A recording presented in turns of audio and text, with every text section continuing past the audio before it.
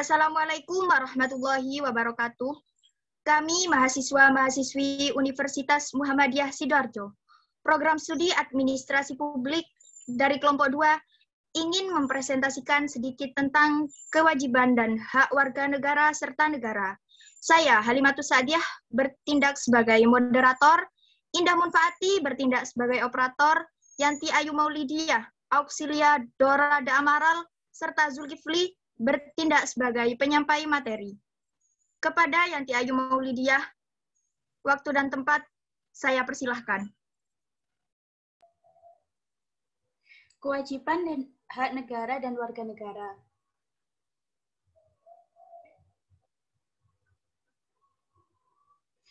A. Hubungan negara dan warga negara meliputi 1. Pembicaraan hubungan negara dan warga negara sebenarnya merupakan pembicaraan yang amat tua.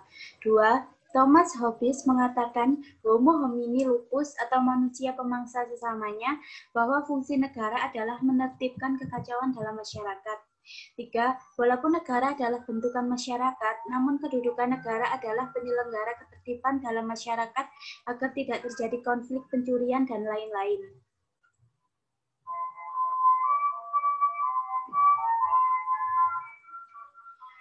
Pengertian hak dan kewajiban meliputi 1. Undang-Undang Nomor 39 Tahun 1999 Pasal 1 yang menyebutkan hak asasi manusia adalah seperangkat hak yang melekat pada hakikat dan keberadaan manusia sebagai makhluk Tuhan yang Maha Esa dan merupakan anugerahnya yang wajib dihormati, dijunjung tinggi, dan dilindungi oleh negara, hukum, dan pemerintahan, dan setiap orang demi kehormatan serta perlindungan harkat dan martabat manusia. 2. Kewajiban asasi adalah kewajiban dasar yang harus dijalankan oleh seseorang dalam kaitannya dengan kepentingan dirinya sendiri, alam semesta, masyarakat, bangsa, negara, maupun kedudukannya sebagai makhluk Tuhan.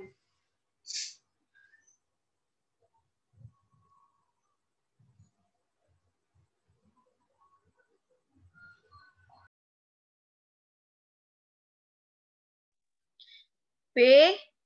Hak dan kewajiban warga negara menurut Undang-Undang Dasar 1945. Manusia oleh Tuhan Yang Maha Esa diberi akal, perasaan, dan indera agar bisa membedakan benar dan salah, baik dan buruk, indah dan jelek. Kemampuan tersebut juga menjadikan manusia menjadi makhluk yang memiliki kebebasan untuk menyatukan pilihan tindakannya. Oleh karena itu, kebebasan yang dimiliki oleh manusia itulah muncul konsep tentang tanggung jawab. Kebebasan yang bertanggung jawab itu juga merupakan bagian dari hak asasi manusia yang secara kodrat merupakan anugerah dari Tuhan Yang Maha Esa. Pengingkaran atas kebebasan berarti pengingkaran pada martabat manusia. Oleh karena itu, semua orang termasuk negara, pemerintahan, dan organisasi wajib kiranya mengakui hak asasi manusia.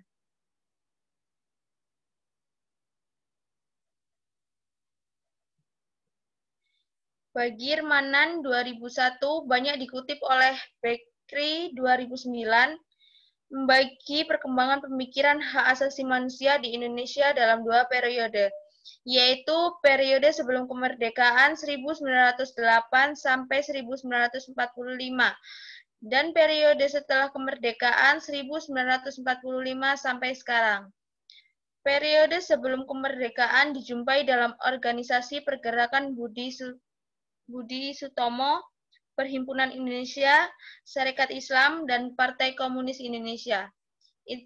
Insight Party, Partij, Partai Nasional Indonesia, Pendidikan Nasional Indonesia, dan Perdebatan dalam BPUPKI.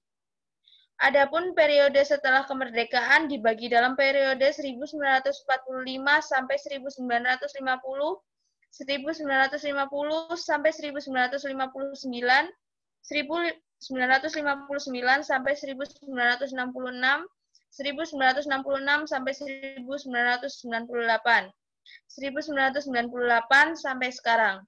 Dalam sidang BPUPKI juga terdapat perdebatan hak asasi manusia antara Soekarno, Supomo, Muhammad Hatta, dan Muhammad Yamin terkait dengan masalah hak persamaan kedudukan di muka umum, pekerjaan, dan penghimpunan yang layak memeluk agama dan kepercayaan berserikat, berkumpul, mengeluarkan pikiran dengan lisan dan tulisan. Bekri 2009 245.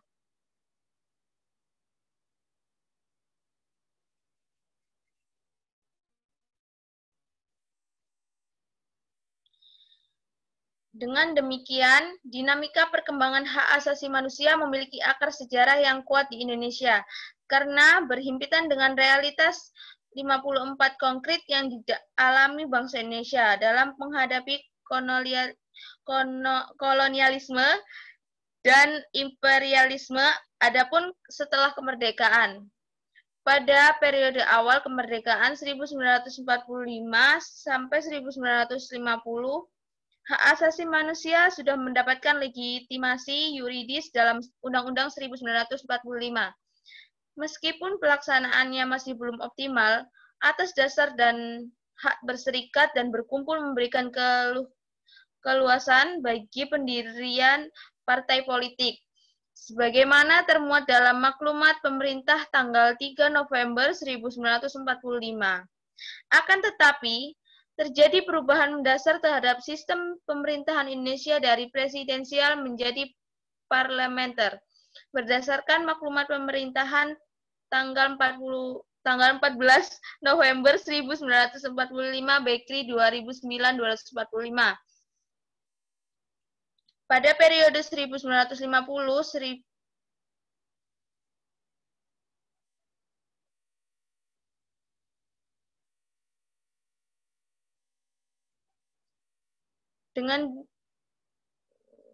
pada periode dalam situasi demokrasi parlementer dan semangat demokrasi liberal, semakin tumbuh partai politik dengan beragam ideologi, kebebasan pers, pemilihan umum yang bebas, adil, dan demokratis. Pemikiran tentang hak asasi manusia juga memiliki ruang yang lebar, hingga muncul dalam perdebatan konstituen usulan bahwa keberadaan hak asasi manusia mendahului bab-bab undang-undang. Pada periode 1959 sampai 1966, atas dasar penolakan Soekarno terhadap demokrasi parlementer, sistem pemerintahan berubah menjadi sistem demokrasi terpimpin. Pada era ini terjadi pemasungan hak asasi sipil dan politik seperti hak untuk berserikat, berkumpul, dan mengeluarkan pikiran dengan tulisan. Bekri 2009-247.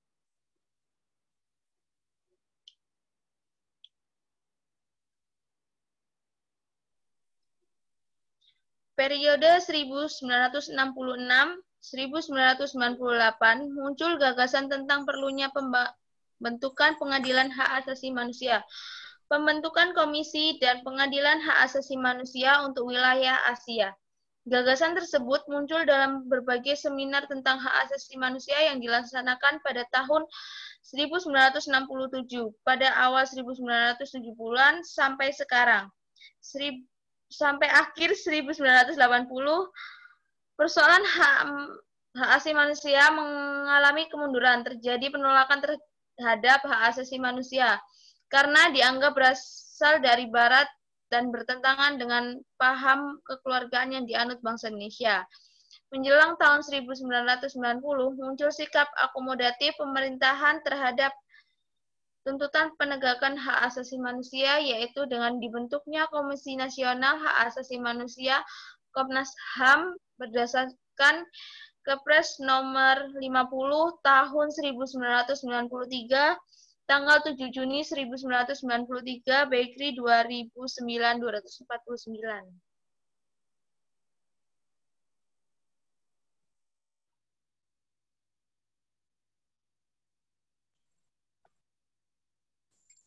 Berikut akan disampaikan. Yang selanjutnya adalah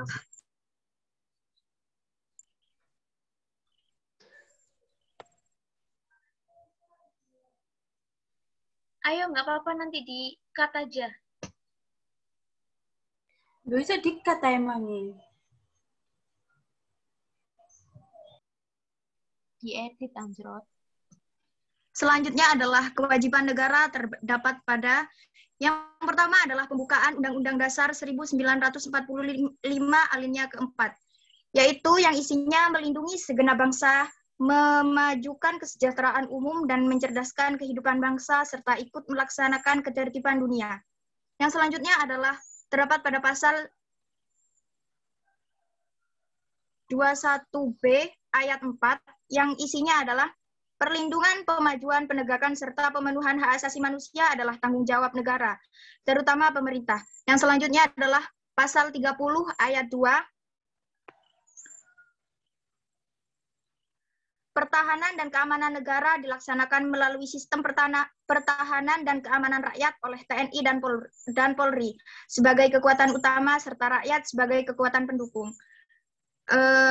Selanjutnya bisa dibaca di undang-undang. Kewajiban warga negara terdapat pada pasal 27 ayat 1, terdapat pada pasal 28J ayat 1, pasal 28J ayat 2, pasal 30 ayat 1, pasal 30 ayat 2, pasal 31 ayat 2. Isinya bisa dilihat sendiri di Undang-Undang Dasar 1945.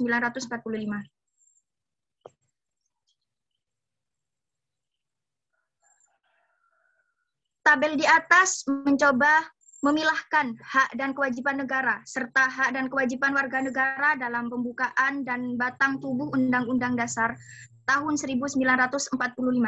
Dari tabel di atas diketahui bahwa tidak ada pasal yang berbicara khusus tentang hak negara.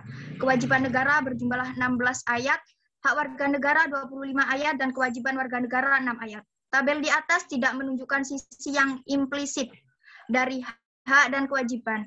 Namun, apa yang tertulis secara eksplisit, hak dan kewajiban dalam Undang-Undang Dasar 1945.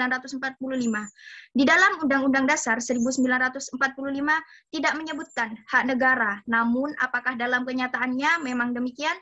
Tentu saja tidak. Meminjam teori keadilan Aristoteles, maka ada keadilan yang diistilahkannya sebagai keadilan legalis, yaitu keharusan warga negara untuk taat kepada negara. Keharusan taat itulah yang menjadi hak negara. Dalam kehidupan sehari-hari, keadilan legalis ini selalu mengiringi setiap langkah warga negara, mulai dari kewajiban membayar IMB, listrik, PBB, memiliki SIM, pajak kendaraan bermotor, serta mentaati aturan lalu lintas, dan yang lainnya.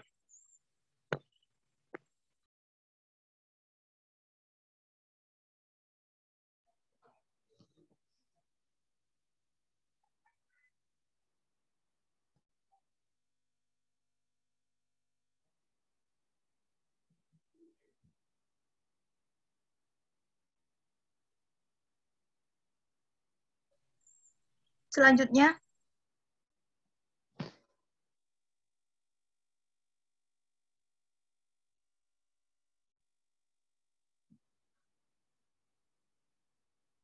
Satu, pluralis. Kaum pluralis berpandangan bahwa negara ini bagaikan sebuah arena tempat berbagai golongan dalam masyarakat berlaga. Masyarakat berfungsi memberi arah pada kebijakan yang diambil negara. Pandangan pluralis persis sebagai dikatakan Hobbes dan John Locke bahwa masyarakat itu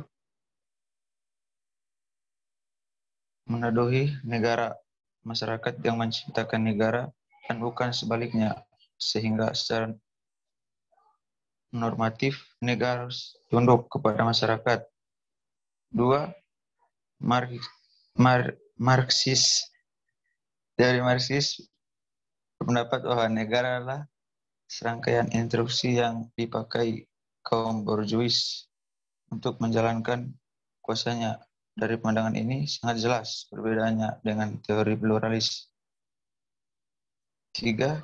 Sintetis. Pandangan yang menyatakan dua pandangan tersebut adalah teori strukturais yang dikemukakan oleh Anthony Giddens. Ia melihat ada kata kunci untuk dua teori di atas, yaitu struktur untuk teori Marxis dan agensi untuk pluralis. Giddens berhasil mempertemukan dua kata kunci tersebut. Ia berpandangan bahwa antara struktur dan agensi harus dipandang sebagai dualitas atau duality. Yang salah berdialekti saling mempengaruhi dan berlangsung terus-menerus.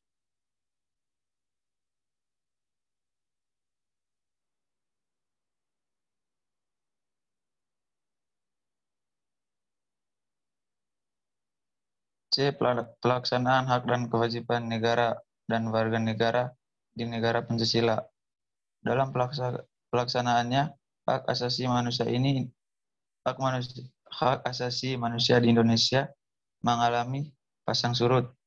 Wacana hak asasi manusia tersebut berkembang seiring dengan berkembangnya pelanggaran-pelanggaran HAM yang semakin meningkat intensitas maupun ragamnya. Pelanggaran itu dilakukan oleh negara maupun warga negara, baik dalam negeri maupun di luar negeri.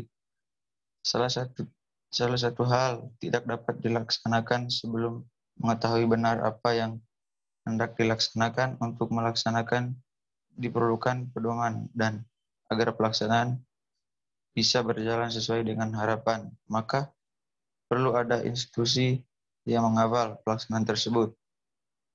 Pertama, Pancasila perlu dimengerti secara tetap dan benar, baik dan pengertian, sejarah, konsep, prinsip, dan nilai-nilai yang terkandung di dalamnya. Kedua, pedoman pelaksanaan semestinya kita tidak perlu malu mencontoh apa yang sudah dilakukan oleh pemerintah Orde Baru, berusaha membuat pedoman penghayatan dan pengalaman Pancasila. Ketiga, perlunya lembaga bertugas mengawal pelaksanaan Pancasila. Lembaga ini bertugas antara lain memfasilitasi aktivitas-aktivitas yang bertujuan untuk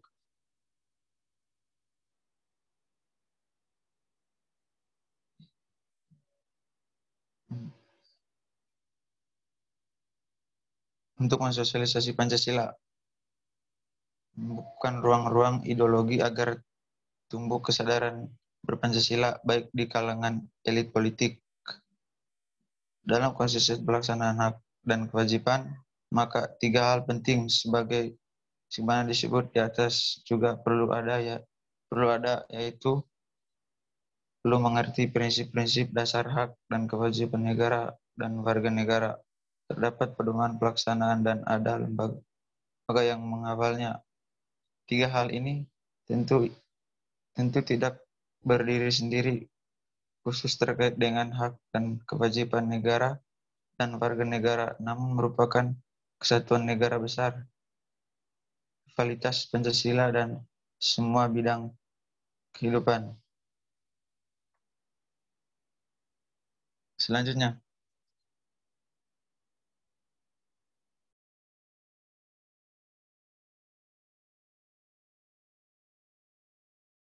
Mohon maaf, Kak, nomor berapa ya?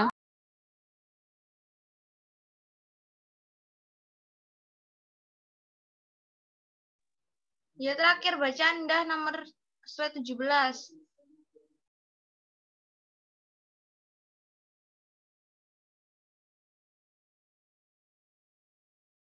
Dalam konteks pelaksanaan hak dan kewajiban, maka tiga hal penting sebagaimana disebut di atas juga perlu ada, yaitu perlu mengerti prinsip-prinsip dasar hak dan kewajiban negara dan warga negara, terdapat pedoman pelaksanaannya dan lembaga yang mengawalnya. Tiga hal ini tentu tidak berdiri sendiri khusus terkait dengan hak dan kewajiban negara dan warga negara, namun merupakan kesatuan gerak besar revitalisasi Pancasila dalam semua bidang kehidupan. Penjelasan di bawah ini akan memberikan gambaran tentang konsep, prinsip, dan nilai Pancasila yang dikutip dari pedoman. Umum implementasi Pancasila dalam kehidupan bernegara yang ditulis oleh Lembaga Pengkajian dan Pengembangan Kehidupan Bernegara tahun 2005 ayat 3-94. Yang A, manusia adalah makhluk Tuhan yang Maha Esa, berperan sebagai pengolah dan pemelihara alam secara seimbang dan serasi dalam keimanan dan ketakwaan. Yang B, Pancasila memandang bahwa hak asasi dan kewajiban asasi manusia bersumber dari ajaran agama, nilai moral universal, nilai budaya bangsa, serta pengalaman. Yang C, Hak asasi manusia meliputi hak hidup, hak keluarga, hak mengembangkan diri, dan hak keadilan.